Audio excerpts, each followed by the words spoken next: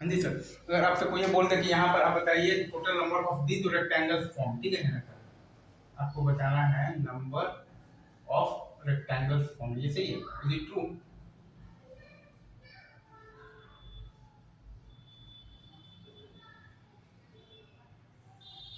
तो number of rectangles आपके पास आएंगे, अगर आपको दिख रहा है तो आप काफी आसानी से बता दीजिएगा। 9 में से कोई भी दो लाइन को आप सेलेक्ट करेंगे तो 9 से 2 इंटू 9 से 2, ये सही है, इज इट ट्रू? इजी। अगर आपसे कोई बोल दे कि नंबर ऑफ स्क्वायर्स बताइए, चलिए आपसे अगर कोई बोल दे कि आपको बताना है नंबर ऑफ स्क्वायर्स, ये सही है।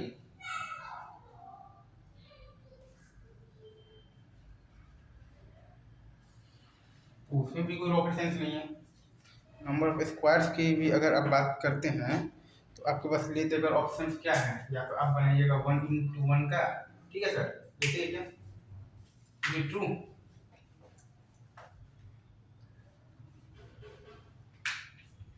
या तो आप जो स्क्वायर बनाएंगे उसका डायमेंशन होगा आपके पास 1 into 1 नहीं होगा, नहीं होगा तो 2 into 2 होगा, नहीं तो 3 into 3 होगा, नहीं तो 4 into 4 होगा, जैसे है क्या,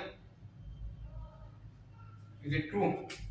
और अगर आपके पास 4 into 4 का भी स्क्वायर नहीं हुआ तो आप कर लीजिएगा 5 into 5 होगा, नहीं तो आपका वो 6 into 6 का होगा, नहीं तो आपका वो 7 into 7 का होगा, नहीं तो आपका वो 8 into 8 का होगा, जैसे इतने ही केसेस हैं, इससे ज़्यादा तो नहीं है, ठीक है।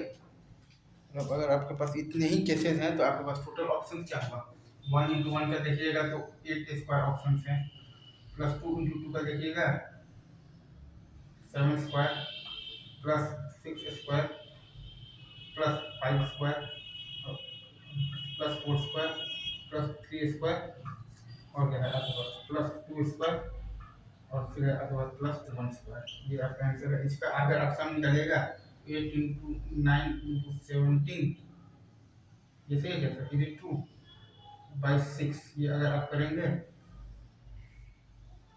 12 गुना 17 144 और 60 204 होंगे, ठीक है। आपके पास 204 टोटल नंबर ऑफ स्क्वायर्स आपके पास आ गया है तो 204।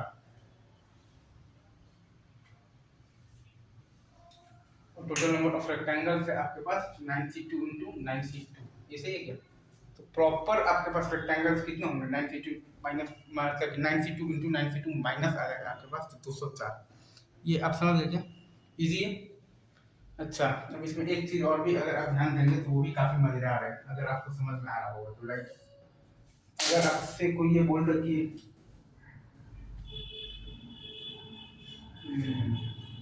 जैसे ये बोल रहे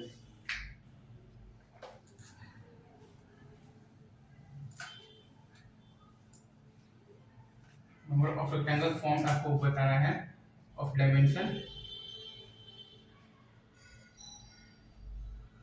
बोल दिया जाए कितना, बोल दिया जाए 2 into 3, इसका आपके पास आंसर में क्या आएगा 7 into 6, इसे इक्वल टू 42।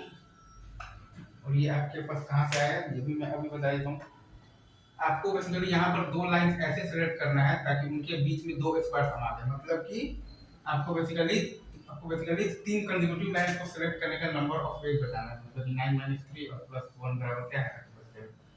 यहाँ पर आपको बेसिकली दो लाइंस ऐसे सेलेक्ट करने हैं ताकि उनके बीच में तीन स्क्वायर समा जाए, मतलब कि चार कंसेक्यूटिव लाइंस को सिलेक्ट करने का नंबर ऑफ वेज बताना है, मतलब कि आपके पास 9 - 4 और +1 बराबर है आपके पास 6। आंसर क्या है आपके पास 7 × 6 = 42, ठीक है। अगर आपसे कोई बोलेगा number of angles of dimensions,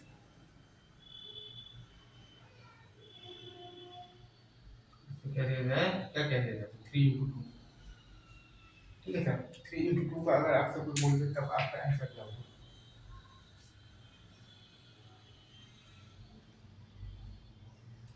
अगर आप ध्यान देंगे तो 3 × 2 में आपके पास आंसर आ जाएगा 6 × 7 = आ जाएगा आपके पास 42।